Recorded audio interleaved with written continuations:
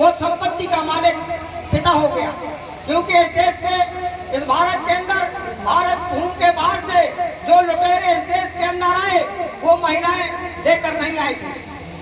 ये आपकी high school की किताब में पढ़ाया जाता है कि कुछ विदेशी लोग लुटेरे जब भारत के अंदर आए तो वो महिलाएं लेकर नहीं आए, हमारी महिलाओं को गुलाम बनाया, उनके ऊपर आक्रमण किया और सत्तात्मक सत्ता थोप दी, और जिससे पिता के नाम से उसको जाना जाने लगा। इसके बाद देवदासी प्रथा लागू हुई, मंदिरों में भगवान से शादी की गई, उनके जो बच्चे पैदा हुए उनको बता दिया कि हरिजन है, मतलब किसके, भगवान के जन, भगवान ने उनको पैदा किया। पत्थर की मूर्ति से भगवान, पत्थर की मूर्ति के भगवान से बच्चे पैदा होते थे, आज वो हरिजन हुए।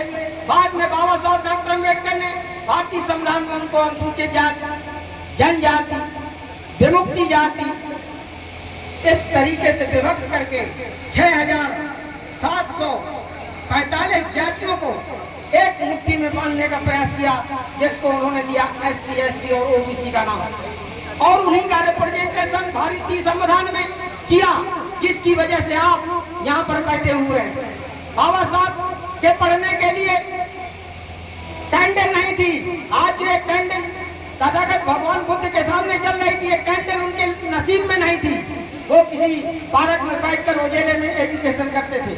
किंतु आज आपके बच्चे के पास सारी व्यवस्थाएं होने के बाद भी वो ज्ञान की प्राप्ति के लिए संघर्ष नहीं कर रहे हैं।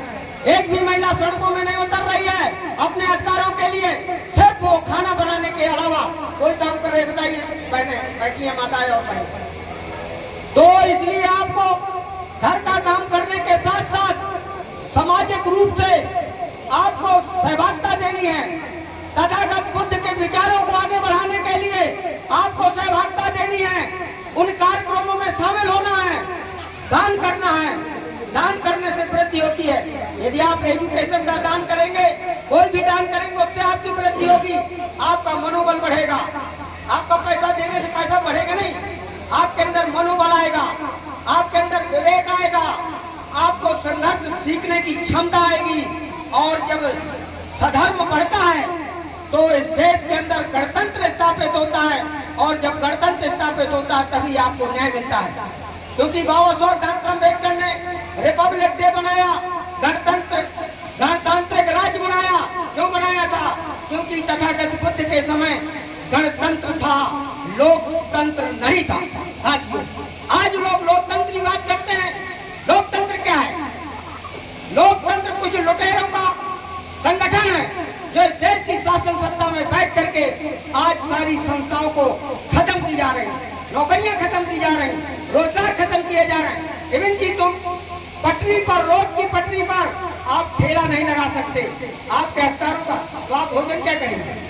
इसलिए महिलाओं को खास तौर से हर कार्यक्रम में सहभागिता होनी चाहिए, चाहे वो कोई आंदोलन हो, अपने अधिकारों के लिए और भारत के नागरिकों को अधिकार दिलाने के लिए एक मां की हैसियत से आपको पहले आगे आना है, तभी आपको अग्रणी माना जाएगा। मां सर्वप्रथम होती है जिसको प्रत्येक बालक उसकी पूजा करता है। कुछ नालायक बच्चे होंगे जो उनको दंडित करते होंगे, किंतु आज देश की वो व्यवस्था को बदलने वाले कुछ लोग महिलाओं के ऊपर आरक्षण की बात कर रहे हैं, संसद में आरक्षण की बात कर रहे हैं।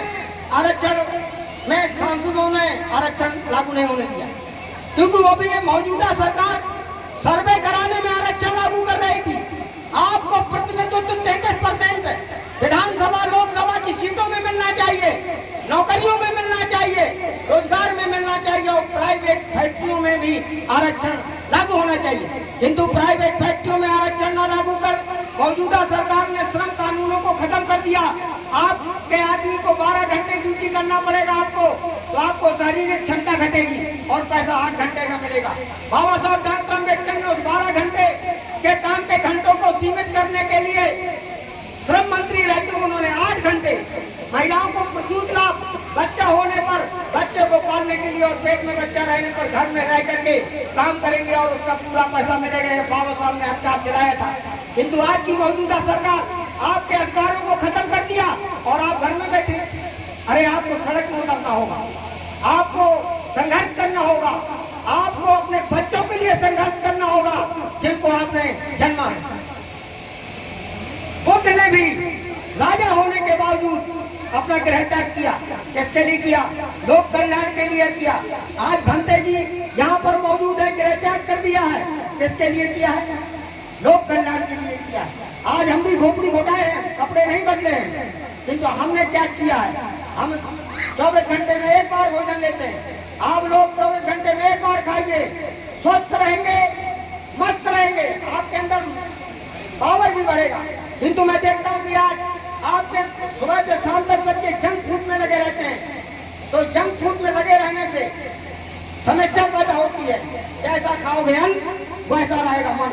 पेट में जो आप खाने के बाद पेट में जाएगा, ये आपका पेट भी एक माइंड है और दूसरा माइंड है।